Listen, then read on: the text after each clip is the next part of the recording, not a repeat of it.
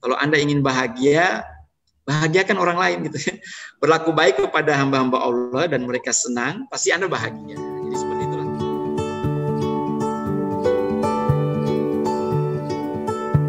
Baik, teman-teman sekalian, jadi insya Allah ini sekedar sharing saja ya, topik tentang meningkatkan iman dan meningkatkan imunitas imun ya, dan menguatkan iman di masa pandemi ini ya. Saya akan bicara sedikit tentang COVID dulu ya, kemudian bagaimana sehat menurut Islam ya, kemudian bagaimana kiat-kiat nih meningkatkan imunitas kita dan pentingnya menguatkan iman di masa pandemi. Saya kira teman-teman sudah sering melihat gambar ini ya, gambar tentang virus coronavirus 19 ini ya, COVID-19. Sebenarnya ini kalau kita lihat kan ini suatu pembesaran yang dikatakan sih 2 juta kali ya.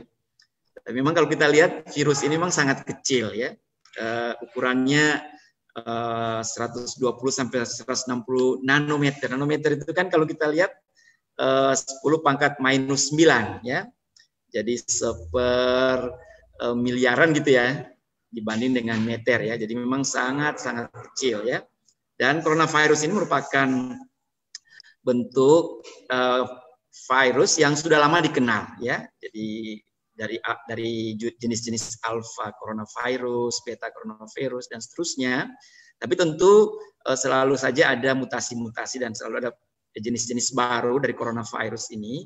Yang pernah kita lihat kan ada namanya SARS, ada pernah kita dengar MERS ya. Nah, sekarang ini kan disebut dengan beta coronavirus yang masuk pada kelompok SARS coronavirus 2 ya.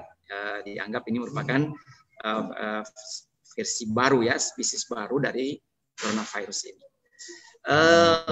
Yang kita ketahui bahwa atau kita harus kita pahami bahwa sebagai makhluk Allah ya, apapun yang ada di muka bumi ini adalah ciptaan Allah ya. Seperti dalam Al-Qur'an Allah berfirman, "Wallazi halaqalakum fil ardi jami'an" ya. Dan dialah yang menciptakan apapun atau segala sesuatu yang ada di muka bumi ya.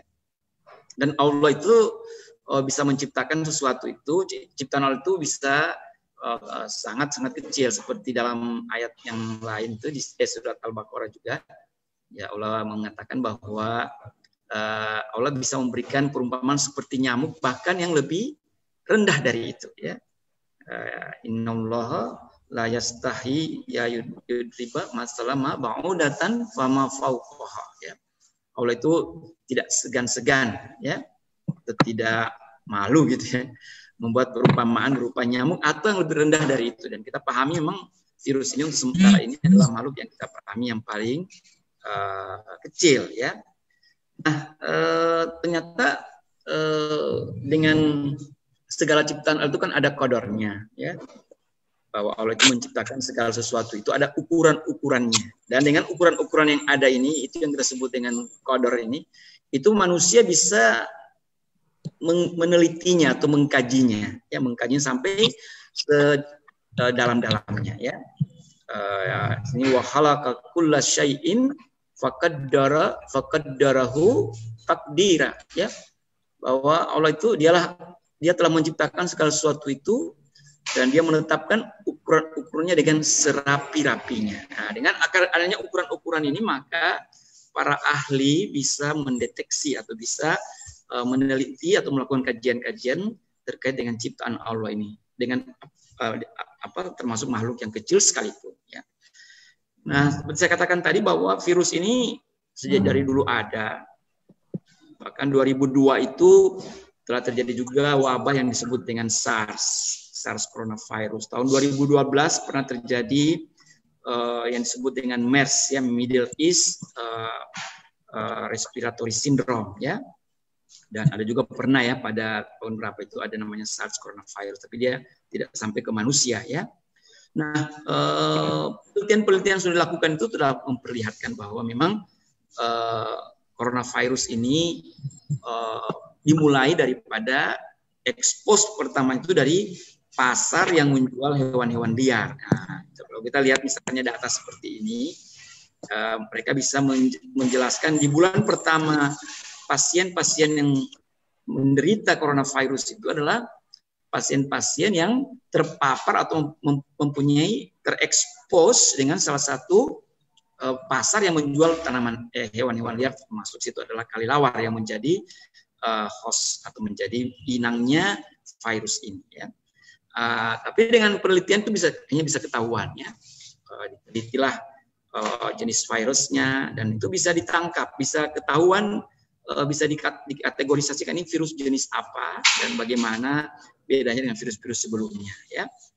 Itu ya karena kita bersyukur dengan kecanggihan ilmu pengetahuan ya, setiap para ahli bisa mendeteksi sampai secara genetik ya, biomolekuler ya, jenis virus yang ada itu. Ya.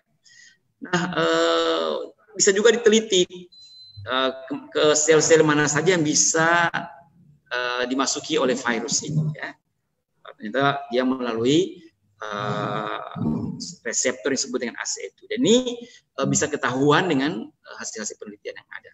Dan kemudian bagaimana virus itu bisa menyerang saluran pernapasan, ya, akan mengganggu organ-organ pernapasan sehingga nanti gejala-gejala yang muncul pada pasien-pasien yang mendapatkan virus ini adalah gejala-gejala yang terkait dengan pernapasan seperti sesak, nafas, batuk, dan terkait dengan gangguan-gangguan pernapasan yang sering kita derita. Tapi tentu dengan berbagai perbedaan-perbedaan yang spesifik yang terkait dengan virus ini. Bahkan tentu virus ini yang kita tahu adalah mematikan. Salah satu yang kita syukuri dari virus ini ya, walaupun dia ini termasuk virus yang mematikan, tapi ternyata virus ini hanya bisa memberikan dampak, memberikan gejala pada 20% saja yang terkena. Jadi kalau ada 100 orang yang terpapar dengan virus ini, yang 80% itu tidak akan kena atau dalam artian tidak terinfeksi, terpapar tapi tidak menimbulkan gejala ya. Dia tetap sehat, kalau toh ada gejalanya ringan-ringan saja. Tapi yang menjadi berat itu yang severe ya, yang artinya dia akan mengalami gejala yang buruk itu hanya 20% saja. Itu yang bisa masuk sampai dirawat di rumah sakit dan bahkan bisa menyebabkan kematian kalau tidak tertanggulangi dengan baik. Nah, tentu kita sudah sering mendengar bagaimana rekan-rekan kita yang telah dipanggil Allah berguguran karena virus ini ya. Dan ini memang ujian ya, yang kita harus pahami bahwa memang manusia itu diuji Allah ya dengan nikmat dan bisa juga diuji Allah dengan bencana ya. Dan tentu nikmat berupa kesenangan itu dalam berbagai aspek ya. Tapi kesulitan yang merupakan ujian bagi kita juga itu bisa dalam bentuk kesempitan, kesulitan dalam musibah dan seterusnya ya. Tapi apa yang ingin sampaikan dalam ayat ini la'allahum yarji'un ya, agar mereka itu kembali. Jadi apapun ujian yang diberikan Allah kepada kita itu pasti akan diharapkan atau kesenangan atau keujian itu diharapkan membuat manusia itu akan sadar bahwa mereka ini tentu diharapkan harus segera bertobat dan kembali ke jalan yang benar.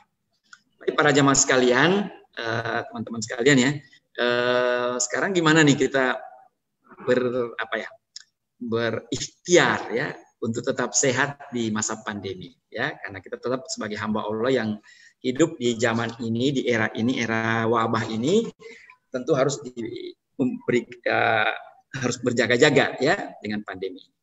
Nah, tentu salah satu yang harus kita tiru yang menjadi patokan kita yang paling utama adalah kehidupan Rasulullah ya. Saya kira ini ayat yang paling sering kita dengar ya. Laqad kana lakum fi Rasulillah uswatun hasanah ya. Sesungguhnya telah ada pada Rasulullah itu suri teladan yang baik bagimu ya. Jadi artinya apa?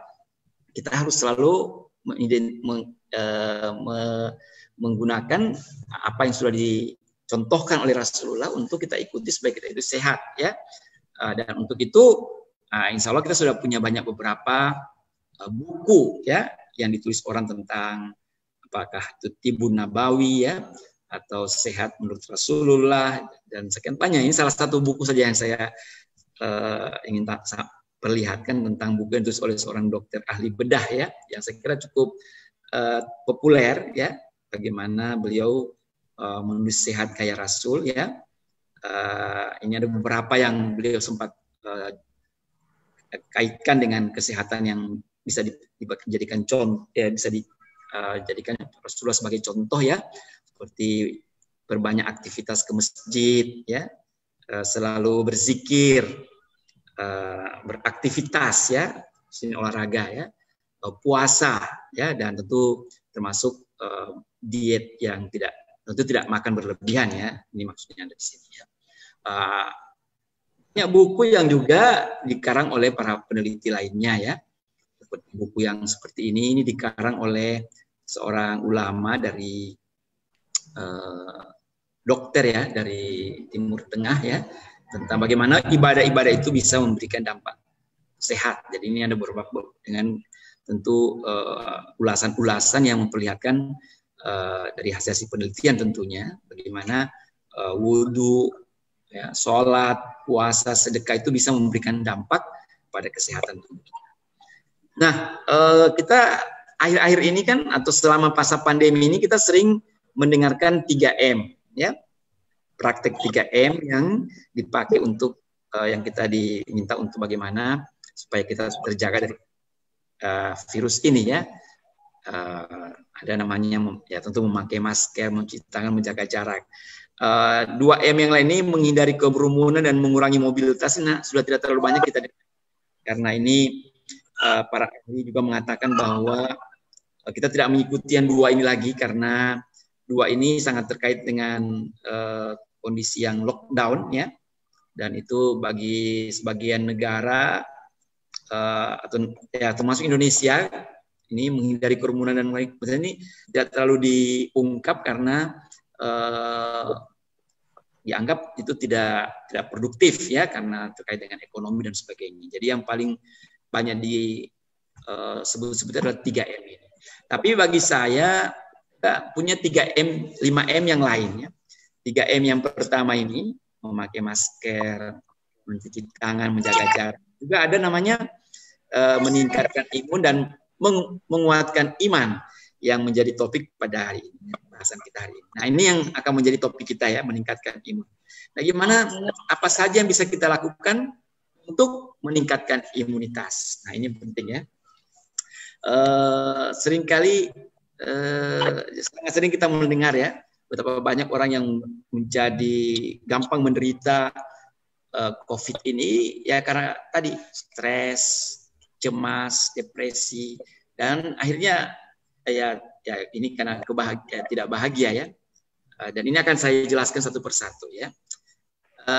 Mungkin teman-teman pernah membaca atau memiliki buku ini ya. Ini buku sangat bagus, saya sangat senang membaca buku ini. Disebut dengan The Miracle of Endorphin.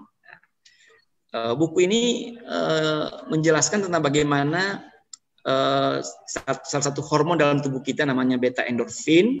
Sorry, ini salah tulis ya. Beta endorfin yang disebut dengan hormon kebahagiaan, ya, happiness hormone, ya. Ini dikarang oleh seorang dokter ahli bedah, Shigeo Haruyama, ya. Tapi tentu kajiannya banyak ke arah-arah kajian metabolisme atau kajian hormonal. Beliau mengatakan begini, ya, bahwa kalau kita ingin kalau kita dalam kondisi yang bahagia, ya, ini hormon beta endorfin ini akan meningkat dalam tubuh kita, ya, hormon endorfin atau hormon kebahagiaan ini, ya. Dan inilah beta endorfin ini merupakan hormon yang terbaik dibanding endorfin yang lain, karena ada alfa endorfin dan sebagainya, ya. Dan dia akan tinggi pada saat kita berada dalam kondisi spiritual yang tinggi, ya. Dan hormon endorfin juga sebagai antioksidan dan menekan. Nah, ini menjadi orang yang bahagia itu tentu tidak sulit ya. Tidak berarti bahagia itu hanya didapat kalau kita punya uang yang banyak, ya. bahagia itu kita dapatkan kalau kita punya jabatan yang tinggi ya, atau punya menjadi orang yang dimuliakan. Tapi bahagia itu harus masuk ke dalam tubuh kita sendiri. Di sini saya sempat membaca buku Aid Al-Qarni tentang hidup bahagia. Ya, beliau banyak melihat ya dari ada 30 aspek kalau nggak salah ya. Bagaimana bisa orang bahagia? Ya. Nah, ini beberapa saya tuliskan di sini, misalnya hidayah dan iman. Ya, jadi semakin kita itu kuat imannya kita, pasti orang itu akan mudah bahagia gitu ya, karena dia istiqamah dengan perintah Allah.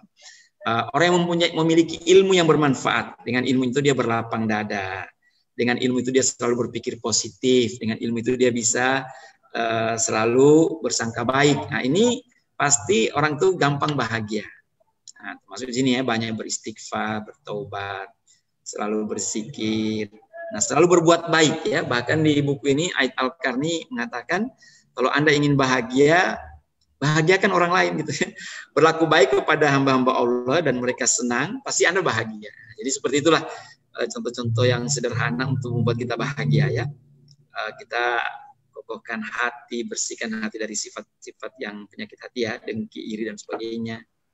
Hindari merasa takjub dengan seseorang ya, atau berbicara melihat yang berlebihan ya. Tidak usah terlalu kagum gitu ya, sehingga kita ini gampang bahagia ya, dan puas dengan yang ada dan seterusnya. Nah, ini salah satu kiat ya, bagaimana supaya kita meningkatkan imunitas kita, karena bahagia ini seperti saya katakan tadi ya, akan melahirkan suatu hormon, dan dengan hormon itu kita insya Allah akan imunitas kita akan sangat baik ya. Kemudian yang kedua, makan makanan yang bergizi ya. Kita tahu bahwa imunitas kita itu terbuat dari tentu antibodi yang dengan berbagai komponen yang terlibat ya, yang harus datang dari makanan yang kita makan ya.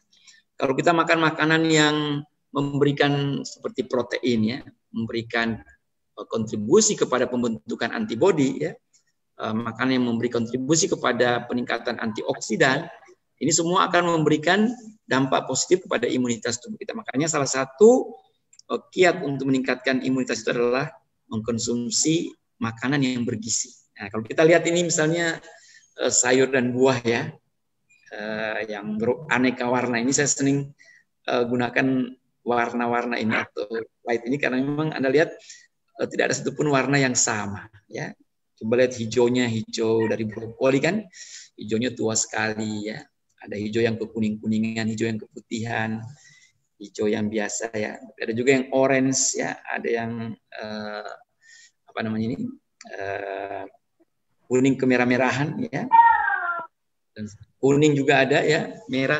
Nah, semua ini setiap warna itu mengindikasikan ada bahan aktif di dalam tanaman itu yang memberikan dampak positif pada tubuh kita, termasuk memperkuat imunitas. Yang hal lainnya juga yang terkait dengan meningkatkan imunitas itu adalah di sini coba kita baca bukunya ini, bukunya Dr. Yoshinori Nagumo. Ini buku yang sangat baik ya, dan dia menyimpulkan bahwa kalau kita mau sehat itu ada 3 hal yang sangat terkait. Yang pertama, sering berpuasa. Akan saya jelaskan sedikit tentang berpuasa ini. Kemudian makan makanan yang bergizi seperti yang saya katakan tadi, dan kemudian tidur di antara waktu jam 10 sampai jam 2. Nah, itu ada yang bertanya bagaimana kalau tidur di luar itu ya. Nah, memang ini tidur di antara waktu jam 10 sampai jam 2 malam, walaupun cuma 4 jam, tapi dia akan memberikan dampak yang sangat besar terhadap imunitas tubuh kita, karena di sini ada namanya hormon melatonin yang mengatur tubuh kita, yang bisa memberikan pengaruh positif untuk peningkatan imunitas ya.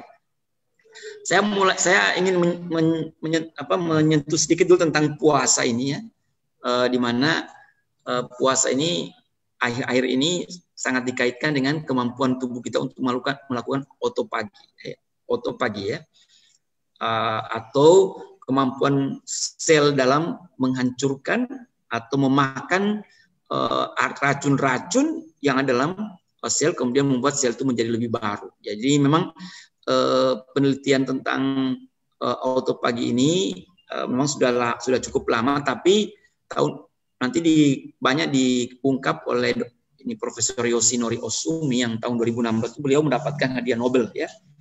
Dan ternyata hasil penelitian juga itu mencengangkan dunia ya, karena Yoshinori ini hanya bisa memperlihatkan mekanisme otophagy itu ya, yang tadinya dipertanyakan. Dan dari mekanisme itu beliau bisa mengatakan bahwa ternyata otophagy sangat sering bisa dilihat lebih mudah pada mereka-mereka yang lapar ya, pada sel-sel yang lapar, sel-sel yang kita puasakan. Nah, jadi kita puasakan sel-sel itu sekian jam, ada yang mengatakan sampai 14 jam itu bagus, 12-14 jam, itu insya Allah sel-sel lapar itu akan menjadi sel-sel yang baru kembali ya, mengalami otophagy ya. Baik, kemudian terkait dengan tidur.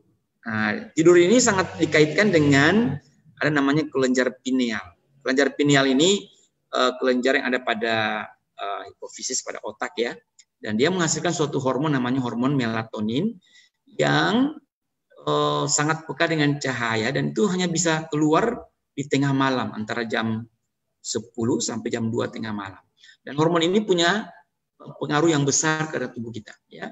Dan salah satunya itu adalah memperkuat daya kekebalan tubuh. Jadi kalau ada orang yang tidak menggunakan waktu tidur dengan baik di antara jam 10 sampai jam 2 itu, misalnya terbiasa begadang, nanti tidur di atas jam 2. Ini gampang sekali kekebalan tubuhnya menurun, dan ini tentu gampang terkena dari virus coronavirus ini ya. Makanya tidur di waktu antara jam 10 sampai jam 2 itu merupakan waktu yang terbaik, karena dia memang hormon melatonin ini mempersyaratkan dia akan keluar nanti pada saat tengah malam atau pas orang lagi dalam kondisi yang sangat tenang di jam-jam seperti itu.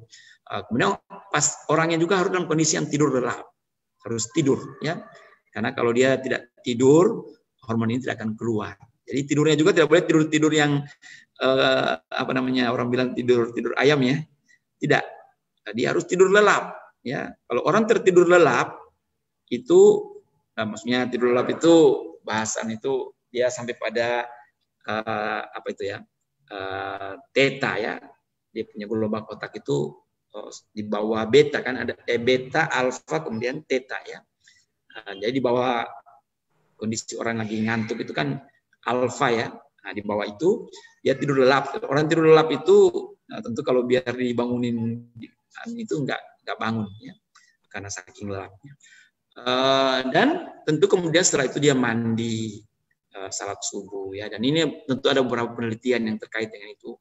Ternyata hasil penelitian itu ada sekarang yang membedakan antara bangun sebelum subuh, ya bawa sebelum jam 5 ya katakanlah ya, atau kalau di Australia kayaknya sekarang kalau di Sydney waktu subuhnya jam-jam 4 kayaknya ya. Jam 4 sebelum jam. Ya, seperti itu. Apalagi bisa mandi sebelum subuh.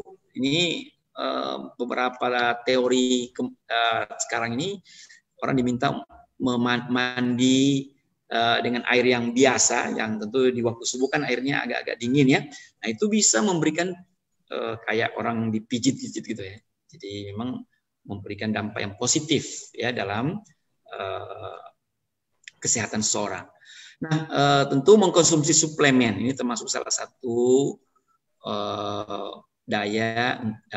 cara untuk memperkuat imun ya, memperkuat imun ya. Madu. Dan saya kira kalau saya pengalaman di Sydney kemarin ya, gampang sekali mencari madu ya, termasuk madu yang buatan New Zealand itu ya. Madu apa itu Mas Nai? Manuka. Manuka honey ya, betul, Masya Allah ya. Manuka honey itu ternyata saya pikir dulu itu cuma satu variasi, ternyata banyak variasinya dari level yang agak di bawah kemudian sampai yang kualitas yang tinggi itu. Tapi bagi saya asal kita minum madu tiap hari, mau jenis apapun itu, insya Allah ya. Nah, tentu banyak herbal-herbal sekarang yang dipakai orang. Ya. Ada tentu jahe, temulawak, ya. Ini semua kan, ini saya gambarkannya daun kelor ya, karena kebetulan saya peneliti daun kelor ya. Merupakan suplemen-suplemen herbal yang juga bisa kita gunakan, termasuk olive oil ya, atau minyak minyak zaitun ya, termasuk juga konsumsi habatus sauda. Ini merupakan bahan-bahan alami yang bisa kita pakai sebagai meningkatkan imunitas kita. Nah, termasuk sekarang ini penelitian tentang sinar matahari menjadi sangat populer ya, karena ternyata vitamin D yang dari matahari itu sangat efektif ya untuk meningkatkan kadar vitamin dalam tubuh kita, dan itu akan menjadikan imunitas kita menjadi lebih baik ya. Beberapa penelitian yang terkait dengan vitamin D dan COVID ini sangat banyak di beberapa bulan terakhir ini, dan semuanya sepakat ya bahwa dari hasil literatur review itu memperlihatkan bahwa mereka-mereka yang mempunyai kadar vitamin D darah yang cukup dalam tubuhnya itu tidak akan mengalami masalah terhindar dari kematian ya, di mana pada suatu periode virus ini ternyata memang ada satu fase di mana jadi penyumbatan ya, dan itu penyebab kematian yang terbanyak ya, pada orang-orang yang sudah lanjut usia, dan salah satu yang bisa mencegah mereka terjadinya atau mencegah virus ini membuat penggumpalan darah itu adalah kadar vitamin D dalam darah ya. Itu terkait dengan meningkatkan imun, dan yang terakhir menguatkan iman. Sekarang menguatkan iman ini jangan sampai kita tinggalkan, seperti yang saya katakan tadi ya, la'allahum yarji'un. Apapun ujian kesenangan, ujian bencana, ujian yang buruk ya, itu semua untuk mengingatkan manusia untuk semakin kuat imannya. Di samping itu, menguatkan iman juga ini akan memproteksi kita juga dari penyakit. Ini beberapa hasil penelitian ya, seperti misalnya sholat ya, sholat yang benar, sholat dengan cara-cara yang baik ya, pada saat ruku, pada saat sujud, duduk di antara dua waktu sujud, dan seterusnya, itu semua gerakan-gerakan yang bisa memberikan dampak yang positif dalam tubuh kita ya. Karena memang ini ya tentu karena perintah Allah ya, kita diberikan contoh, kemudian ini perintah, dan ini semua tidak ada perintah satupun yang tidak memberikan pengaruh positif buat kita. Kemudian untuk berzikir ya, berdoa ya, zikir dan doa ini adalah salah satu juga yang memproteksi kita, termasuk untuk yang kita sering biasakan ya, zikir pagi dan zikir sore ya. Ada beberapa doa di situ, termasuk ya ada zikir ya, Bismillahirrahmanirrahim, la yadurru ma'asmi syai'un fil ardi wala fis sama wa huwas samiul alim. Itu kan doa yang zikir yang kita ulangi 3 kali dalam pagi dan sore untuk agar kita terhindar dari bencana ya. Bismillahirrahmanirrahim, la yadurru ma'asmi syai'un fil ardi wala fis sama wa huwas samiul alim ya. Ini zikir yang memang sangat dianjurkan ya. Untuk beristighfar ya dan seterusnya, mengulangi zikir-zikir yang dianjurkan ya. Dan yang tidak kalah pentingnya adalah membaca Quran. Banyak sekarang ini bahkan ada informasi yang terkait dengan frekuensi baca Quran ya. Jadi kalau virus itu frekuensi segini, kalau orang yang sering membaca Quran dengan suara keras, dia akan dalam kondisi frekuensi yang lebih tinggi dari itu, dan itu akan mematikan virus. Ya, ini beberapa penelitian yang sekarang ini banyak kita lihat di WhatsApp ya. Sedangkan kita memang kalau kita melihat Al-Quran sendiri, di situ banyak ya ayat-ayat dalam Al-Quran itu yang memerintahkan kita untuk selalu dekat dengan Al-Quran. Itu selalu berada dengan Al-Quran, baik pada saat kita membaca, mendengarkan bacaan Al-Quran, pada saat kita menghafal ayat-ayat Al-Quran, ini semua sangat positif ya untuk menangkal bahaya virus ini ya.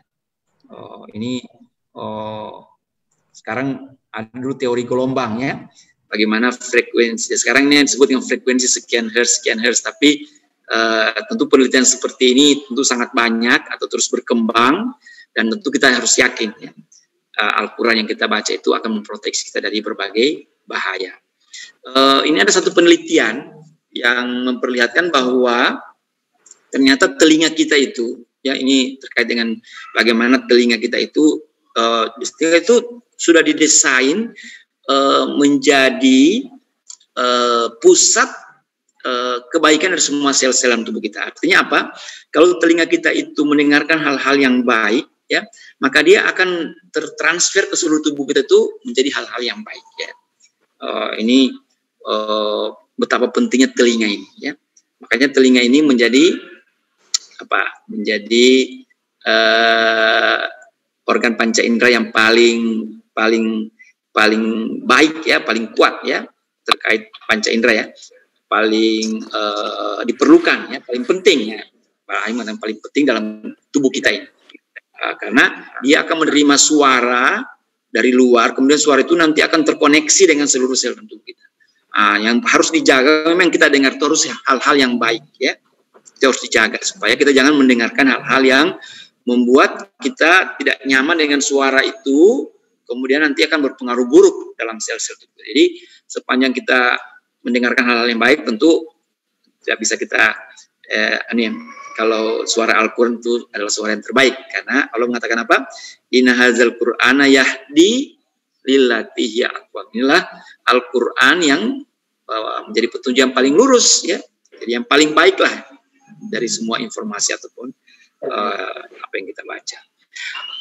Tentu yang tidak kalah pentingnya dalam meningkatkan ketaatan, tinggal 50 giga sih sebenarnya, bersedekah, ya, bersedekah. Bagaimana sedekah ini harus kita lakukan hampir setiap hari, ya. Makanya ada sekarang kan program sedekah sehari, sedekah setiap hari. Karena memang ternyata bersedekah ini memang bukanlah sesuatu yang nanti kita punya uang baru kita bersedekah, ya. Kalau lihat di surat apa itu, ya, surat Al-Imran, ya, ciri-ciri orang beriman itu kan, orang bertakwa itu allazina yunfikuna fis-sarra'i wad-dharra'i, ya. Ya, orang-orang yang bertakwa itu adalah orang-orang yang bersedekah atau menginfakkan sebagian rezekinya baik dalam keadaan yang lapang maupun dalam keadaan yang sempit. Nah, ini kadang-kadang kita itu kan hanya pada kondisi-kondisi tertentu kita bersedekah. Nah, ini yang tidak boleh, ya. Kalau kita baca Al-Quran itu dikatakan bersedekah itu pada kondisi lapang maupun dalam kondisi yang sempit. Nah, memang ada ayat juga mengatakan bahwa setan itu menakut-nakuti kita kepada kemiskinan, ya, sehingga kita itu disuruh berbuat yang kikir, ya. Ini setan selalu menggoda kita supaya jangan memberi. Nah, padahal kalau kita sering memberi dan kita selalu meniatkan uang ini untuk kita bagi kepada orang-orang yang butuh, maka itu adalah suatu protokol, ya, atau sesuatu yang meningkatkan iman kita karena yang lebih bagus, ya. Ini tentu terkait dengan tadi. Para jemaah sekalian, yang terakhir dari apa yang ingin saya sampaikan adalah memang Allah itu sudah menjadikan tubuh kita ini sangat sempurna, ya.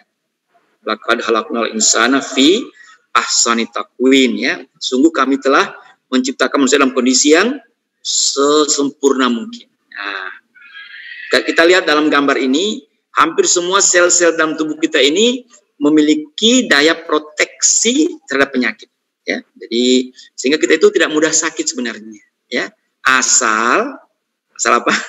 Asal sel-sel tubuh kita dalam kondisi yang baik, ya. Nah, tentu banyak hal yang membuat sel-sel kita ini tidak baik, ya. Tentu banyak hal yang membuat sel-sel dalam tubuh kita ini tidak bisa terproteksi dari penyakit. Nah, itu yang kita harus jaga. Nah, tadi kan sudah, ya, makan makanan yang bergizi, makan apa tadi? Berolahraga, berada di bawah matahari, ya, selalu berpikir positif. Ini semua yang memungkinkan sel-sel tubuh kita ini akan bekerja optimal sehingga menjadi proteksi dalam. Nah, salah satu yang ilustrasi yang saya bisa sampaikan di sini seperti ini, ya. Kalau kita selalu punya niat yang baik, selalu ikhlas berbuat, khusyuk, ya, selalu menyerah. Khusyuk itu dikatakan situ, khusyuk itu orang-orang yang selalu menyerahkan diri kepada Allah. Dia tahu bahwa apa yang dilakukan itu adalah untuk ditujukan kepada akhirat. Nah, ini orang-orang khusyuk, ya, yang selalu berzikir. Nah, ini semua akan memberikan ketenangan. Nah, di sini cara penjelasannya. Kemudian dalam ketenangan inilah akan membuat sel-sel saraf kita itu akan berkembang dengan baik, ya, dan akan memberikan imunitas yang baik, ya. Dengan imunitas yang baik ini, insya Allah akan terjaga jasmani kita. Saya kira itu terkait dengan mencegah, meningkatkan iman dan saya kira saya akhiri dulu dengan beberapa muhasabah karena ini kebetulan kita datang ke masuki bulan baru ya, atau tahun baru, tahun baru 2021, maka tentu ada muhasabah sedikit ya, terkait dengan apa yang kita sudah lakukan, kemudian apa yang kita akan lakukan ke depan. Yaitu yang pertama tentu kita harus paham bahwa kita ini sudah sekian lama hidup di dunia ini. Ya. Nah, sudah berapa umur yang kita lewati. Ya. Tentu kita masih inginkan berapa lama lagi Allah memanjangkan umur kita. Ya. Apakah sampai 50, 60, 70, bahkan 80, 90 tahun. Ya. Nah, bagaimana kita bisa mempertanggungjawabkan umur ini? Ya. Sudah berapa banyak kebaikan-kebaikan yang kita lakukan. Sudah berapa banyak orang yang telah mendapatkan manfaat dari kita. Nah, sudah kita juga memperbaiki kualitas ibadah kita. Salat kita, zikir kita, puasa kita, membaca Quran, sedekah kita. Dan sedekah kita membayangkan seperti apa kuburan kita nantinya. Pada saat kita bertemu dengan malaikat mungkar dan nakir. Ya. Bagaimana kita bisa membayangkan bahwa kita akan kehidupan kita di akhirat ke depan. Ya, yang akan menjadi kehidupan kita selama-lamanya ya. Dan kita bersyukur hari ini kita masih diberikan kesehatan seperti ini. Berarti kita masih terjauhkan dari wabah COVID ya. Kita masih bisa tertawa, gembira. Padahal mungkin saja ada saudara kita yang ada di rumah sakit saat ini, atau lagi ada mengalami berada di ruang isolasi atau isolasi mandiri karena dia terpapar dengan virus ini. Itu ini harus kesyukuran ya. Kesyukuran inilah yang akan membuat kita merasa bahwa kita masih diberikan nikmat yang banyak oleh Allah. Ya, begitu banyak kebaikan-kebaikan kita yang Allah melihat semua itu. Allah masih menguji kita dengan nikmat ya yang diberikan kepada kita. Ya, bagi yang sementara sakit tentu ini adalah ujian ya, dan dengan ujian ini tentu Allah masih menginginkan kita berbuat yang lebih banyak. Allah ingin mendengar doa-doa kita. Allah ingin menguji keikhlasan kita. Dan yang paling harus kita yakinkan dalam diri kita bahwa inilah virus ini makhluk Allah ya. Dia bergerak dan bermutasi atas izin Allah ya. Dan dia bisa menjadi lebih ganas, bisa berubah menjadi strain baru, tentu karena izin Allah. Sehingga itulah kita hanya berserah diri kepada Allah dan memohon ampun hanya kepada Allah saja. Dan memang tahun kemarin itu penuh suka duka ya. Tahun 2020 ini memang Masya Allah ya. Kita melewati hari-hari yang berbeda dengan tahun-tahun sebelumnya. Dan ini ada dalam sejarah ya. Dan yang sekarang ini bagaimana kita harus melewati atau melalui tahun-tahun 2021 ke depan ini dengan lebih baik ya. Tentu dengan ada peluang bagi kita ya. Karena kita masih diberi kesempatan untuk hidup, tentu kita harus lebih siap lagi ya. Tentu kita harus berniat agar di 2021 ini kita akan lebih baik lagi. Akhirnya tentu yang peringatan buat kita semua bahwa kita ini sama seperti seorang musafir ya, yang hanya sebentar saja singgah di dunia ini ya. Dalam persinggahan ini memang kita jangan sampai tertipu ya, karena banyak orang tertipu ya dalam persinggahan di dunia ini dengan keindahan dan kesenangan hidup ya, dan lupa tujuan hidup ya. Ini yang sangat kita sayangkan, dan marilah kita mengumpulkan amal yang sebesar-besarnya untuk kehidupan kita yang abadi di akhirat kelak. Itu marilah kita tutup dengan doa ya. Rabbana innana sami'na munadiya yunalil iman an aminu birahmatika. Rabbana la tu'akhizna in nasina wa akhtana. Rabbana wa la tahmil alaina isran kama hamaltahu alal ladzina min qablina. Rabbana zalamna anfusana wa in lam taghfir lana wa tarhamna lanakunanna minal khasirin. Rabbana atina fid dunya hasanah wa fil akhirati hasanah wa qina azabannar. Subhana rabbika rabbil izzati amma yasifun wa salamun alal mursalin walhamdulillahi rabbil alamin. Assalamualaikum warahmatullahi wabarakatuh. Waalaikumsalam warahmatullahi wabarakatuh.